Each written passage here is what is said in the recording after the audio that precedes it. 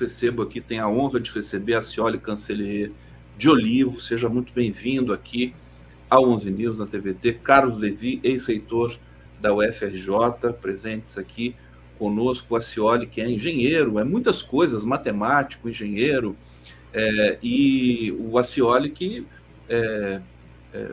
teve presente várias vezes nas mídias, nos jornais, lamentando profundamente, evidentemente, a perda do irmão naquele episódio lamentável na Universidade Federal de Santa Catarina. Cioli, nós estamos nos reunindo hoje aqui para falar do caso também do Carlos Levi, que sofreu perseguição covarde também do aparato judicial ali, similar à Lava Jato, no Rio de Janeiro. Eu vou primeiro passar a palavra para a Cioli, para saber de você, porque você sentiu algo, né, próximo àquilo que você sentiu na perseguição ao seu irmão, e por essa razão, creio eu, vocês se aproximaram até e houve aí uma identificação, digamos assim, né, entre Carlos Levi e você. Seja bem-vindo aqui, passo a palavra à Cioli Cancellier de Olivo. Bom dia a todos, bom dia, Conde, obrigado pelo convite. Bom dia, professor Levi, que é um amigo recente, né? Eu diria que é um irmão de lutas, porque, como você bem frisou, o caso que envolveu o meu irmão, o reitor Cancellier, é muito semelhante àquele que envolveu o reitor Carlos Levi. Ambos foram vítimas de várias ações, né? Ações midiáticas, ações de agentes do Estado, né? E as semelhanças foram no sentido de que ambos são inocentes, né? Isso é o mais grave, porque por um lado, meu irmão perdeu a vida por conta dessa. Por outro, o professor Levi, ele foi condenado já em primeira instância, está recorrendo, por crimes que não se sustentam, né? E acho que isso que nós vamos discutir hoje aqui, as semelhanças e a questão que é mais importante. Como que esses abusos judiciais, quais as origens, que, ao meu ver, e eu falo isso, não sou de universidade, nunca pertenci a nenhuma universidade, né, só como aluno, não conheço a sistemática das gestões, mas me parece que, por trás de todas as questões que envolvem a Operação Ouvidos Moucos e a operação que envolveu o professor Carlos Levi, tem um único objetivo: o ataque às universidades públicas. O ataque ao pensamento, né? O ataque ao espírito crítico desse país aqui. Reitor Carlos Levi, ex-reitor da UFRJ, eu passo a palavra agora para o senhor, para você. Diga para a gente um pouco da sua história, do seu caso ali, para a gente entender o que aconteceu naquele momento fatídico ali, que o senhor teve de passar na reitoria da Federal do Rio de Janeiro.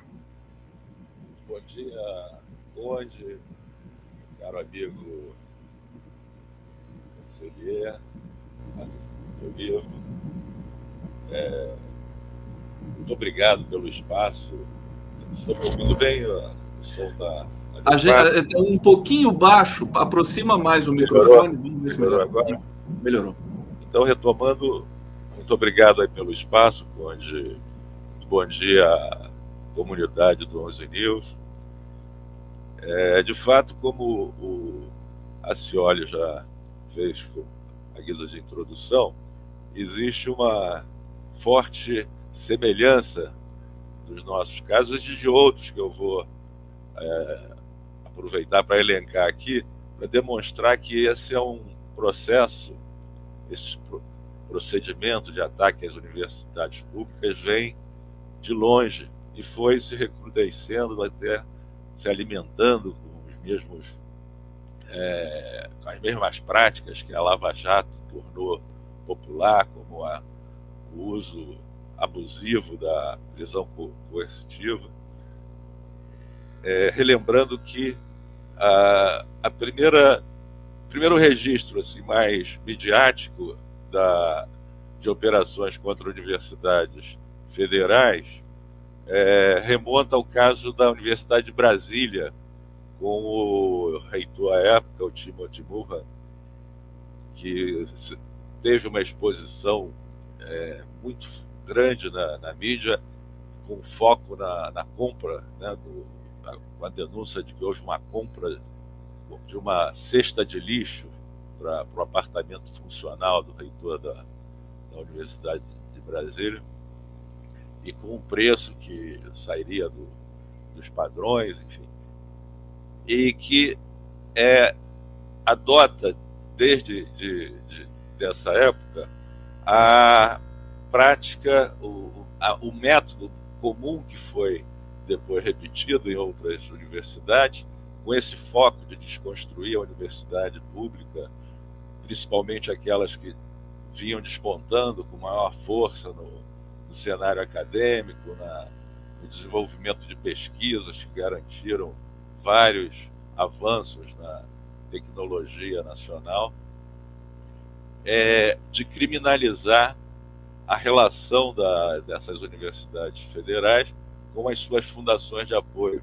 Lembrando que fundações de apoio foram instituídas num decreto, numa lei presidencial do governo de Itamar Franco, exatamente para garantir maior agilidade das nossas universidades federais, que ficam amarradas por conta da legislação pertinente à administração pública, que impõe uma série de dificuldades e amarras e dificultam a agilização dos processos de desenvolvimento de compras e contratações que as fundações de apoio permitem às universidades, então, agilizar e fortalecer suas ações, suas iniciativas em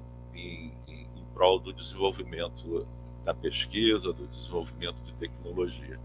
Então essa sempre tem sido, desde essa época, a prática adotada como método para perseguir as universidades federais, criminalizar a relação das universidades com as suas fundações de apoio, que, a rigor, operam quase que como um braço executivo da administração dessas universidades, usar a mídia para garantir uma divulgação, uma condenação a priori, né, de maneira covarde, sem condições de uma defesa que possa recolocar a questão no seu rumo mais correto, com os detalhes pertinentes, e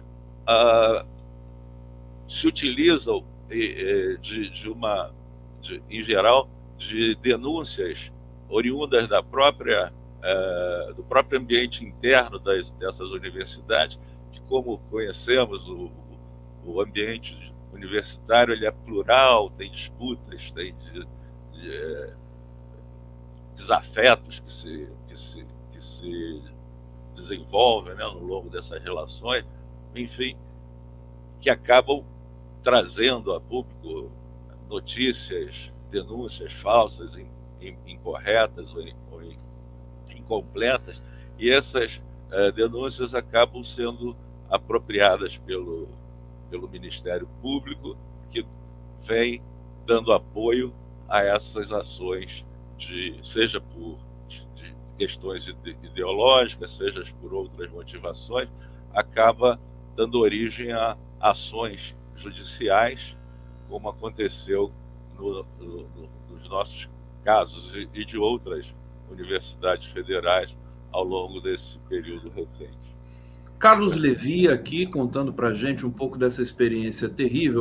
Eu vou voltar para o Acioli e perguntar, querido Acioli, você acompanhou o caso do Carlos Levi no momento que aconteceu, porque acho que foi no mesmo período que seu irmão foi perseguido ali covardemente também em Santa Catarina. Confere, conta um pouco de como você chegou ao caso do Carlos Levi para a gente. Deixa eu acionar seu microfone. Isso. De fato, não aconteceram simultaneamente, e por conta também de eu estar muito envolvido na minha missão, eu coloco isso como uma missão, que é de mostrar à sociedade que o meu irmão era inocente, eu não havia tomado conhecimento do caso do reitor Levi. Mas depois, algumas pessoas das nossas relações comuns me chamaram a atenção e entrei em contato com o professor Levi e conversamos bastante a respeito disso, né? Definimos até questões de estratégia, de conjuntas, porque um pode ajudar o outro na busca que temos algo em comum, mostrar a inocência. O professor Levi estava falando de algo muito interessante, a questão das universidades com as suas fundações de apoio, tá? E a questão do protagonismo dessas universidades, né?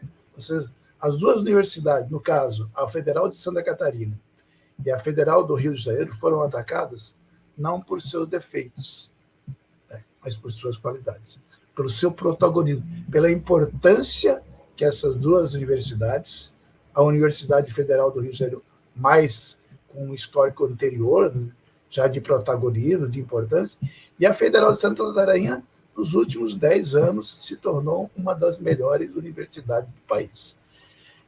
Então, nesse sentido, eu vejo algo em comum, ou seja, não foi um ataque gratuito, né?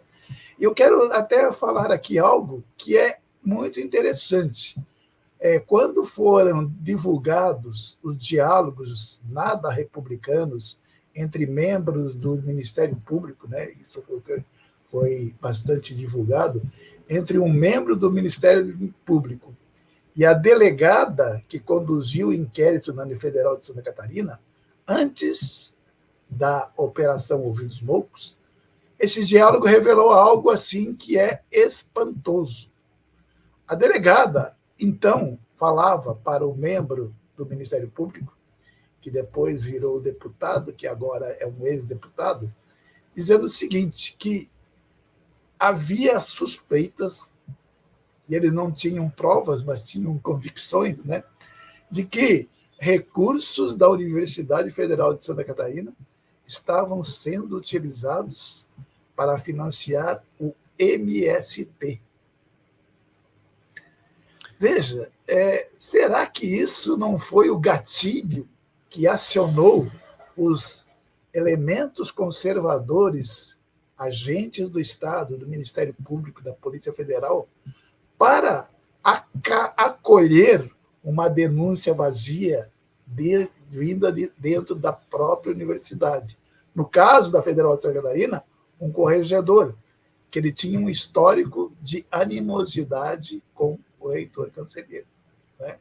Então, é espantoso que um boato que nunca teve fundamento, nem foi investigado. Na Operação Ouvidos Moucos não investigou essa questão dos recursos da universidade serem utilizados para o MST. Mas, no entanto, foi o que desencadeou, né? E outra semelhança, a questão das fundações de apoio. No inquérito contra Cancelheiro e os outros professores que foram com ele indiciados, é sempre bom lembrar dos outros professores, que estão, até hoje, sofrendo processos, né? Mesmo com as manifestações da CAPES, que financiava o projeto Universidade Aberta, mesmo com as investigações internas da Universidade Federal de Santa Catarina, mesmo com a manifestação da CGU e TCU mostrando que não houve irregularidade, até hoje eles sofrem processos. Então, nesse sentido, eu vejo que no inquérito que eles foram indiciados, não existia fundamentos assim, consistentes. Contra o reitor Cancelheiro, existiam 2 agravantes, e eu quero aqui apontar esses agravantes. O primeiro, por óbvio, é a questão da justiça, do judiciário, da legislação. Quando o presidente Lula, lá em 2008, ele aprovou, eu não sei como chama, se é uma lei ou uma disposição, criando a figura das organizações criminosas, lá está especificado que quando você comete um crime que envolve mais de 3 pessoas, isso é um agravante porque se trata de uma organização criminosa. Como no caso do meu irmão, era ele e mais 6 ou 7 professores, o agravante do enquadramento dele foi de pertencer a uma organização criminosa. E como ele era o reitor, obviamente ele deveria ser o líder da organização criminosa.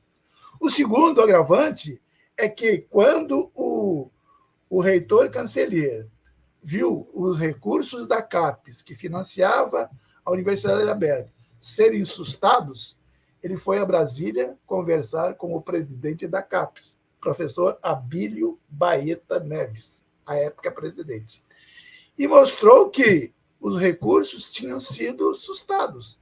O professor Abílio disse: vamos verificar essa questão e vamos restabelecer o fluxo. Sabe o que aconteceu no inquérito? Com esse gesto do reitor Cancellier, um gesto legítimo de buscar os recursos para a universidade, ele foi entendido como um conluio, a palavra que está no inquérito é conluio, entre o reitor Cancellier e o presidente da CAPES. Por quê? Porque ambos, o professor Abílio Baeta, tinha sido presidente da Fundação de Apoio da Universidade Federal do Rio Grande do Sul. E o professor Cancellier tinha sido presidente de uma das fundações de apoio da Faculdade de Direito da Federal de Santa Catarina, a Fundação Jorge Botet, a FUNJAB. O reitor Cancellier foi presidente lá em 2009, ou seja, 6 anos, 7 anos antes dele ser indiciado. Então, isso foi agravante, ou seja, um conluio entre 2 ex-presidentes de fundação de apoio. E aí se encaixa muito com a questão do professor Levi, porque, sem entender o papel das fundações de apoio, o Ministério Público entendeu que todo o repasse de recursos da universidade para uma fundação de apoio gerenciar é perfeitamente legítimo e legal, estabelecido por lei. Olha, eu estou aqui impressionado com o seu relato, porque eu estou me lembrando das arguições ao presidente Lula, feito pelo Moro, pela Lava Jato. O Ministério Público é muito despreparado, não sabe como funcionam as instituições no país. É uma coisa assim chocante, e misturam tudo. Se você ainda não concluiu, vou pedir para você concluir para eu passar para o Levi. Não, mas eu queria exatamente dizer exatamente isso. Quem pode explicar isso com detalhe? E eu não posso, porque eu nem sei como funciona isso aí, mas o professor Levi sabe e foi vítima desta ignorância. A palavra eu não quero nem dizer má fé, porque como o reitor Cancellier e provavelmente o professor Carlos Levi, somos respeitosos das instituições, do Ministério Público e da Polícia Federal, do TCU. Mas há uma ignorância que o professor Levi pode explanar e detalhar, porque ele foi vítima dessa ignorância e ele estava numa universidade que tinha essa fundação de apoio, apoiando a universidade. Vamos ouvir, então, o professor Carlos Levi, por favor. Exatamente isso. Há um método nesse processo de perseguição às universidades federais, que hoje, respaldado aí pelo tempo, né, que a gente tem para analisar e avaliar as diferentes ocorrências envolvidas nesse tipo de ação, perseguição às universidades federais, é bem caracterizado. A motivação, em geral, não é a única, né? Vem de um conjunto de de fatores, às vezes muito fortemente, eu diria hoje, com convicção, que é pautado por diferenças ideológicas, outros por fatores decorrentes de interesses específicos, como no caso do Ministério Público, o indivíduo ascender, conseguir espaço midiático para fortalecer a sua carreira, enfim, esse conjunto de fatores acaba convergindo para potencializar determinados efeitos, como a gente pode avaliar no nosso caso específico. O método é simples: pega-se uma denúncia ou incompleta ou falsa, envolvendo recursos superdimensionados, em valores que podem impactar a opinião pública, transformam essa relação com as fundações de apoio, entre as fundações de apoio e as universidades federais, num elemento criminoso, e aí esses recursos já viram desvio de valores, peculato, joga-se na grande mídia, com aquela repercussão que a gente conhece. No nosso caso, só para situar, ele começa, a denúncia é feita em 2012, portanto estamos aqui reféns dessas circunstâncias, de todas essas incertezas e desconforto, né, de estar envolvido num processo que vai se arrastando ao longo do tempo e certamente impactando, interferindo na vida pessoal, familiar e profissional até de cada um de nós. No nosso caso, como o Acioli destacou, sempre envolve um grupo, óbvio, porque é uma administração, envolve pessoas de diferentes funções que vão participar daquele processo. Então, se caracteriza-se, as denúncias são superdimensionadas, quase sempre moldadas de forma a caracterizar uma organização criminosa, porque envolve mais do que 4 pessoas, e isso acaba sendo parte desse método que, em 2012, a questão da coerção, da prisão temporária ainda não era uma prática recorrente, mas com o empoderamento das práticas da Lava Jato e as suas práticas, essa prisão coercitiva acaba sendo também mais um instrumento para fortalecer essas ações no âmbito da mídia e nas consequências, né, do próprio processo, como aconteceu. O exemplo mais trágico é certamente o caso do reitor Cancelier, né? Mas outras ocorrências, como na UFMG, aqui estamos tendo a honra de ter a companhia do Luiz Nassif. Na UFMG também houve, logo após até o caso de Santa Catarina, com o reitor Cancelier, em 2017, também houve uma prisão coercitiva dos reitores, do reitor, o Jaime Ramírez, da vice-reitora de então, a Sandra Goulart, também foram presos coercitivamente. Na Federal do Rio Grande do Sul, na figura do presidente da fundação de apoio daquela universidade, o professor que já tinha sido vice-reitor, o professor Sérgio Nikolaev.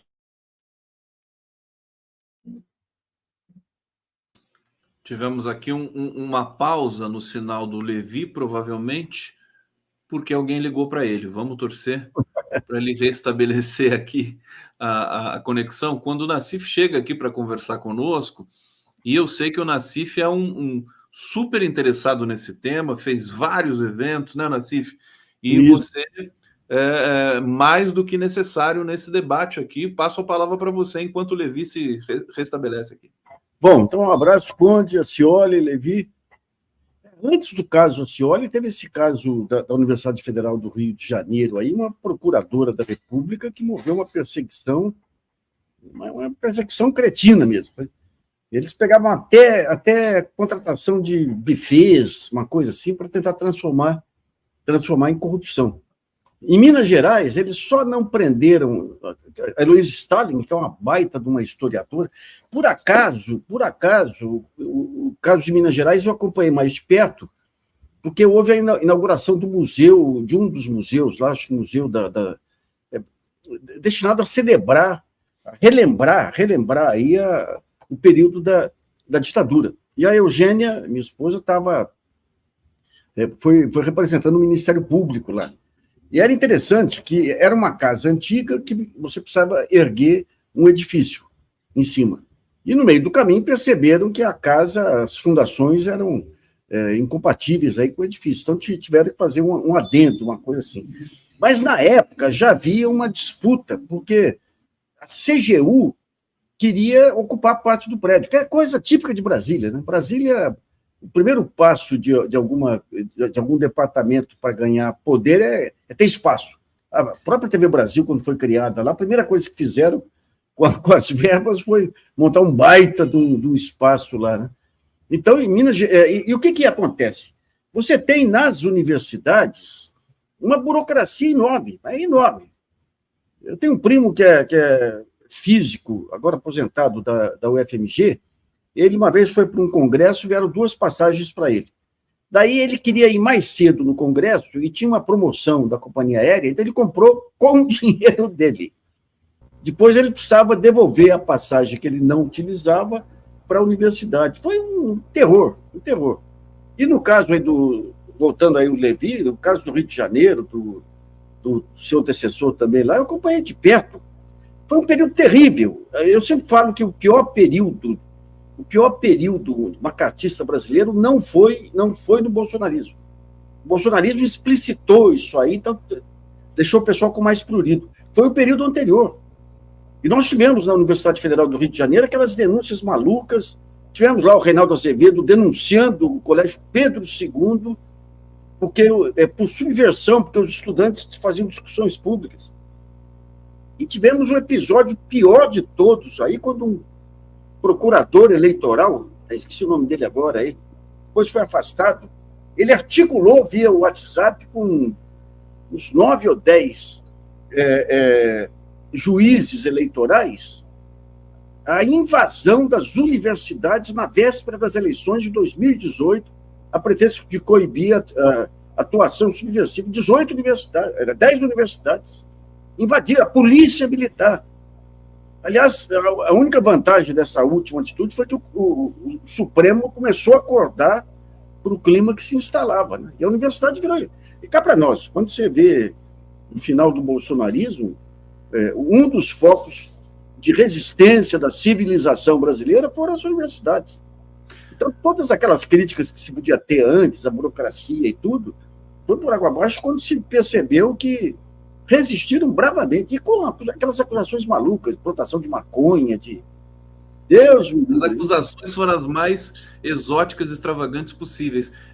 O Levi tinha perdido aqui a conexão. Levi, deixa eu voltar para você concluir, e vamos ouvir o Cancelia na sequência aqui também, porque está aqui na espera para falar. Fala, Levi. Desculpe aí, deu algum entrave aqui na nossa conexão, mas eu falava, e reforçando, acho que a participação do Luiz Nassif foi adequada, foi oportuna, porque situa com mais generalidade o que veio acontecendo, e realmente ele tem razão. Essa perseguição, ela vem de antes do bolsonarismo, ela se construiu, se fortaleceu até mais vigor no momento anterior ao Bolsonaro. E as motivações, hoje ficam claras as motivações de caráter ideológico. A organização do judiciário, não sei exatamente em que proporções, mas tem uma forte influência do viés ideológico dos seus integrantes. É impressionante como se pode observar isso com muita clareza se você está envolvido num processo, como no meu caso, e vem acompanhando as diversas decisões, os diversos movimentos desse processo.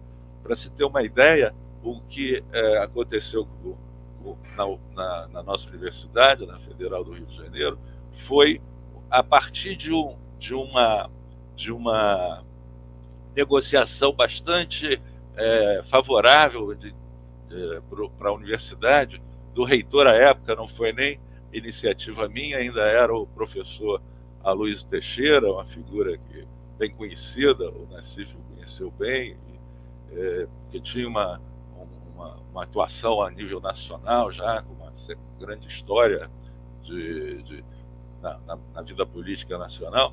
Ele negociou com o Banco do Brasil, que era responsável pelas atividades financeiras da universidade, né?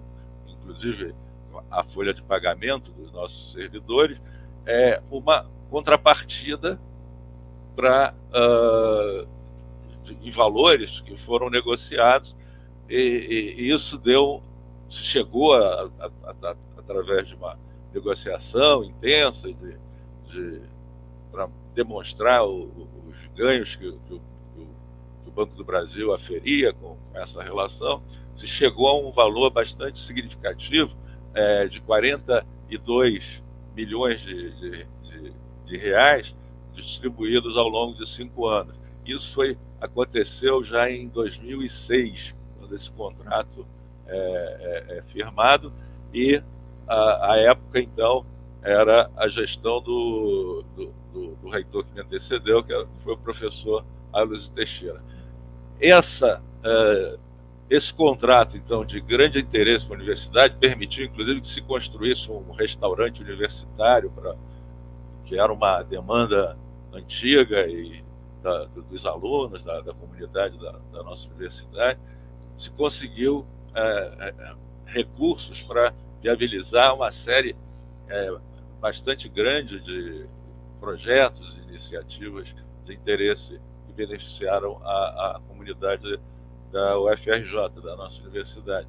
E isso acabou se tornando o foco da denúncia, que foi que desse contrato se utilizou para agilizar a realização dos projetos, o apoio da nossa Fundação de Apoio, e isso foi criminalizado e deu origem a uma ação, a um processo que resultou, que incluía, superdimensionando o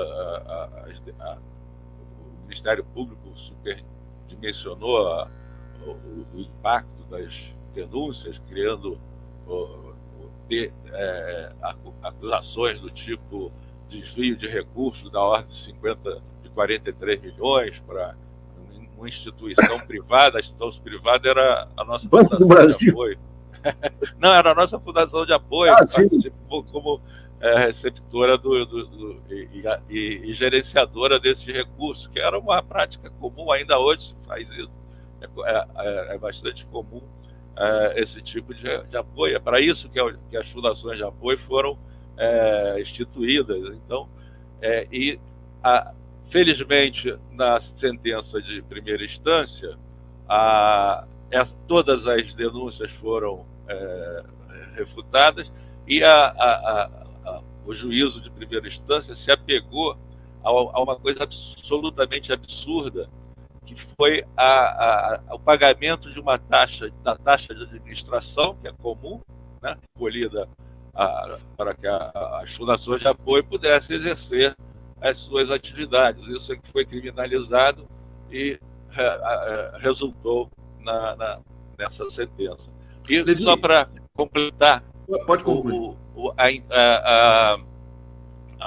Um outro ponto importante e que mostra a afinidade das nossas questões, no caso da Universidade Federal de Santa Catarina, envolvendo o reitor Cancellier e a UFRJ, é que, em ambos os casos, o TCU, o Tribunal de Contas da União, que é a Corte Suprema de Contas, né, portanto, a mais competente para definir o que está correto, o que é regular, tem acórdãos demonstrando a regularidade do contrato, no caso da UFRJ, que foi da utilização dos recursos envolvidos nesse contrato. Portanto, a sentença vai contra a decisão do próprio TCU, mas em função da autonomia, né, do judiciário, eles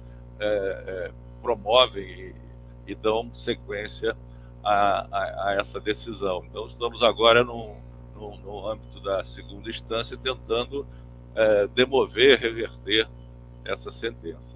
Eu e mais 4 colegas que foram envolvidos também nessa ação. Nessa ação. Vamos ouvir o Acioli. O Nassif, eu não sei se quer fazer um comentário rápido aqui para encaminhar para o Acioli, o Nassif. Eu sei que o Nassif é muito mergulhado nessa questão, então eu imagino que esteja coçando a mão ali do Nassif para falar. E a gente manda para o Acioli. A gente fez um documentário aí, que o Acioli me ajudou muito ali. Eu acho que o gesto político do reitor foi fundamental para virar o jogo.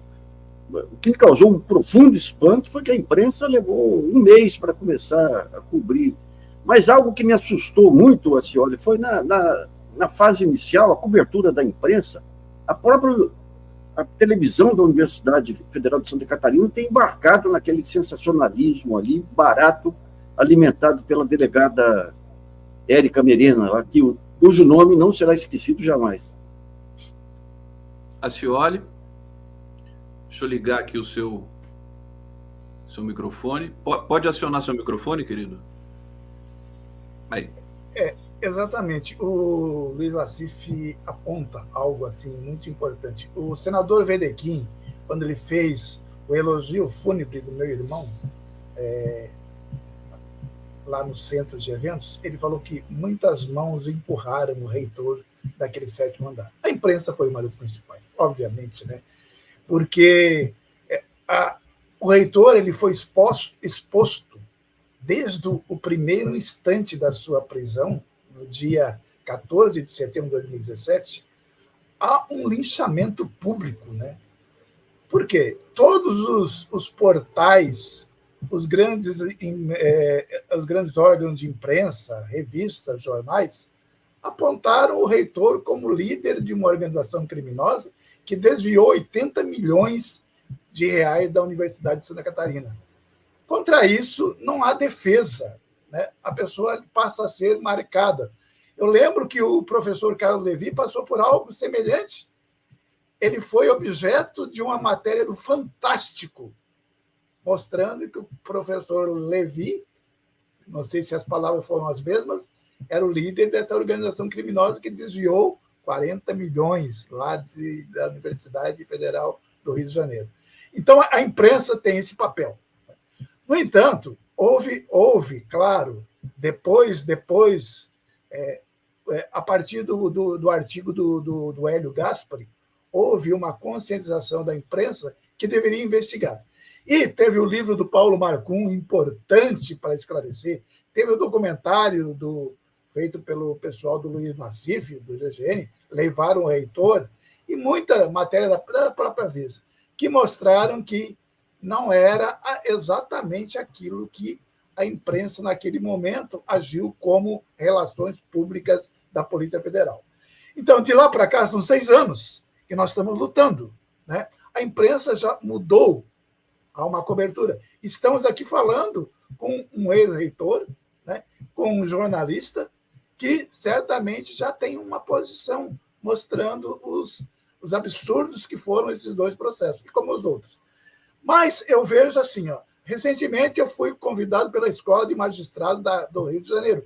Foi a primeira vez em que um órgão do judiciário, do quilate da Escola de Magistrado do Rio de Janeiro, deu atenção ao caso e deu voz ao caso. Né? E eu acho que eu estou nessa luta, o professor Carlos Levi está nessa luta, de mostrar a inocência dos dois reitores, e eu quero fazer aqui um registro importante. A CAPES já mostrou que não houve irregularidade na liberação de recursos.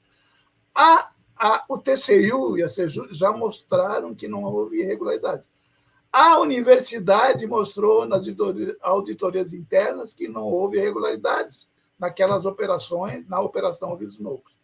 E a universidade, e aí eu quero terminar dizendo o seguinte, a universidade já está fazendo essa parte muito importante no resgate da inocência do reitor Cancelheiro. Cito 3 pontos.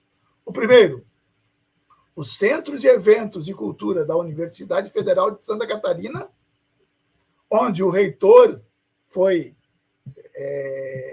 transformado em reitor, lá que ele recebeu a sua posse, e onde ele foi velado, o Centro de Eventos hoje se chama Centro de Eventos Reitor Luiz Carlos Cancelheiro. Isso é importante. O Poder Público de Florianópolis nomeou uma avenida lateral à universidade de Avenida Luiz Carlos Cancelheiro de Oliva. E no próximo sábado vai ser inaugurado no Centro de Ciência Jurídica de Florianópolis, da Universidade Federal de Santa Catarina, a Praça e o Jardim Luiz Carlos Cancelheiro de Oliva, reitor Luiz Carlos Cancelheiro. Uma iniciativa do professor Martins, lá da própria Universidade Federal de Santa Catarina, a qual agradeço. Então, essas ações, nesse jardim que foi planejado por um especialista, o reitor vai estar lá em espírito, fazendo aquilo que ele mais gostava na sua vida, conversar e dialogar. Obrigado, professor Hernani. Agora eu me emocionei. Que coisa maravilhosa. Não sabia, você tinha conhecimento desse processo, Nassif? Das últimas homenagens, não. Mas eu chamo a atenção porque o Ministério Público de Santa Catarina e a Polícia Federal não desistiram da perseguição, mesmo depois daquela tragédia. Houve aquela missa, uma missa emocionante, onde foi feito um discurso por aquele desembargador lá, emocionante, e daí o procurador, ele abriu um processo acusando a universidade de difamação daquela delegada ignóbil, Érica Merino. E depois disso houve uma perseguição em cima do filho do reitor também, porque um colega, um professor, emprestou dinheiro para ele. E depois a gente estava vendo, nós fizemos aí outro dia uma entrevista com o pessoal da física lá, o que eles fizeram, por exemplo, um dos pontos lá, matrícula de alunos, alunos fantasmas. Por quê? Porque o cara era carteiro. Ou seja, o fato de ser carteiro não lhe dava o direito de estudar num curso superior. Um outro caso lá, comparação às empresas de transporte. As empresas de transportes eram MEIs. Eram aquelas empresas em que o dono tinha uma Kombi, e os professores escolhiam com quem eles queriam ir por questão de afinidade e tudo. Né?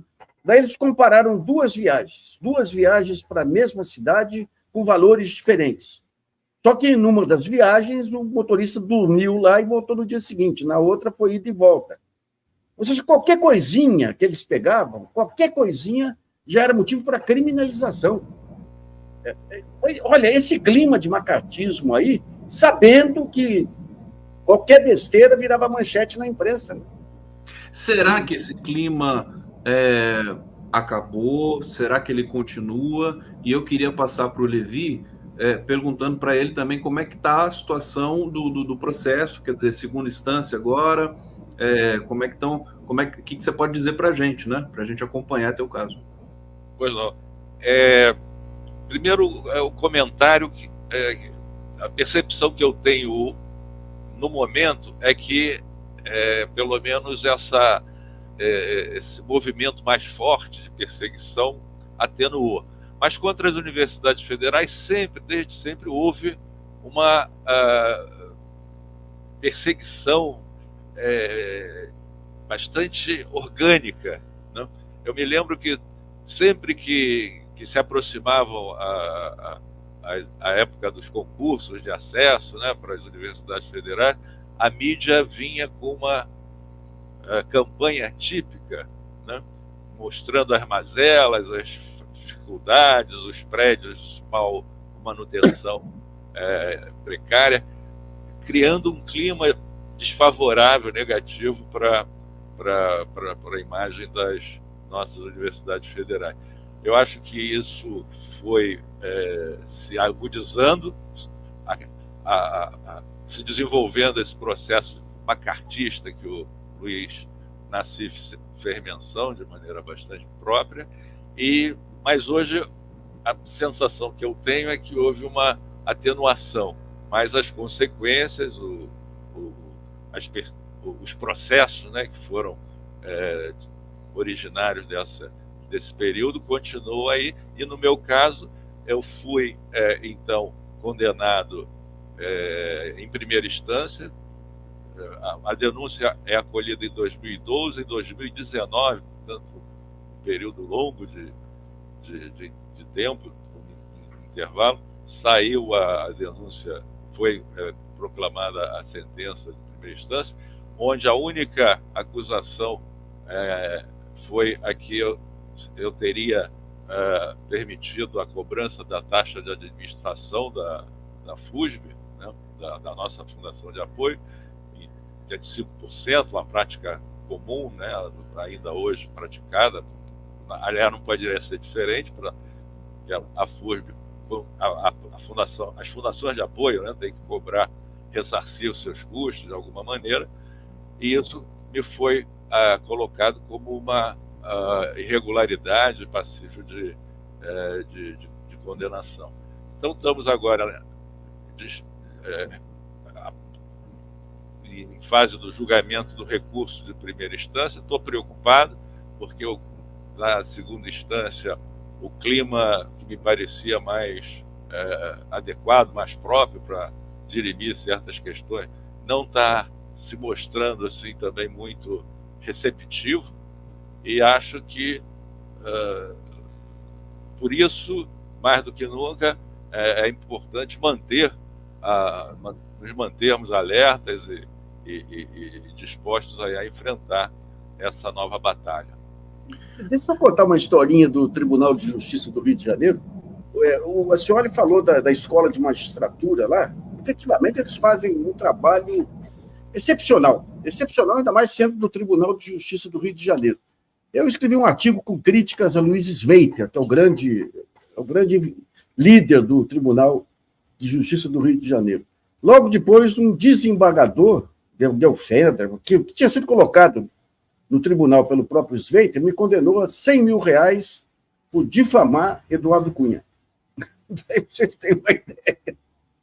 Tem uma ideia do que é o tribunal. Tem uma ideia do que acontece nesses corredores, né? E ainda tem mais uma ação criminal que eu não sei se qualquer dia eu estou até aprendendo a tocar cavaquinho para poder tocar o gemado aí. É só o Nassif mesmo, é muito, muito bom. Olha, gente, eu quero agradecer demais a Scioli, querido. Estou muito feliz com as notícias que você trouxe aqui, ali da avenida, em homenagem ao teu irmão, da praça. Realmente é uma notícia alvissareira. Carlos Levi, a gente vai continuar acompanhando aí o teu processo, vamos dar cobertura total. Obrigado pela sua disponibilidade de estar aqui conosco, fazer esse debate aqui com o nosso querido Scioli e o Luiz Nassif. Nassif, a quem eu agradeço também. Continuamos aqui na cobertura. A gente vai fazer a transição aqui no 11 News. Quer fazer uma última palavra, Scioli, Levi? Uma despedida? Eu primeiro agradecer, né, essa oportunidade, agradecer novamente ao Luiz Nassif, que tem sido um jornalista com J maiúsculo, né, Nassif? E várias oportunidades, inclusive, com o seu documentário. E vou fazer, então, um convite ao pessoal de Florianópolis para a inauguração, às 14 horas, do Jardim Reitor Luiz Carlos Cancelheiro, uma iniciativa do professor da Faculdade de Direito, e o professor Samuel Matos, ao qual agradeço por essa iniciativa, que é mais uma importante ação para conseguirmos aquilo que nós buscamos, mostrar que o reitor era inocente. Obrigado. Obrigado, senhor. Hoje, às 14 horas? Não, sábado. Sábado, às 14 horas. Perfeito. Levi? Não há dúvida que esse espaço que vocês nos ofereceram é de enorme relevância, porque nos permite abrir esse diálogo, compartilhar essas questões e, portanto, será sempre aproveitado sempre que for feito qualquer convite, por favor. E aproveitar também esse momento para divulgar um evento que vai ocorrer na segunda-feira, agora, dia 18, na Livraria da Vinci. É o lançamento do Movimento Unificado do Lawfare Nunca Mais, onde vai haver umas apresentações, um debate, e, portanto, estamos todos convidados. A Livraria da Vinci fica no subsolo do edifício Avenida Central. Quem conhece o Rio conhece bem, na Avenida Rio Branco, 185, no subsolo, né? E começa às 17h30 da próxima segunda-feira, do dia 18 de dezembro.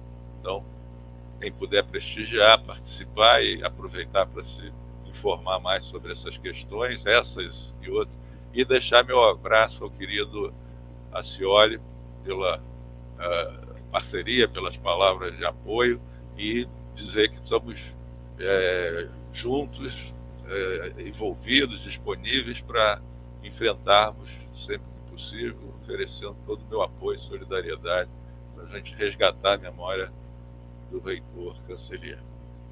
Obrigado, Carlos Levi. Obrigado, Acioli. Nassif, super abraço, hein? A gente se encontra.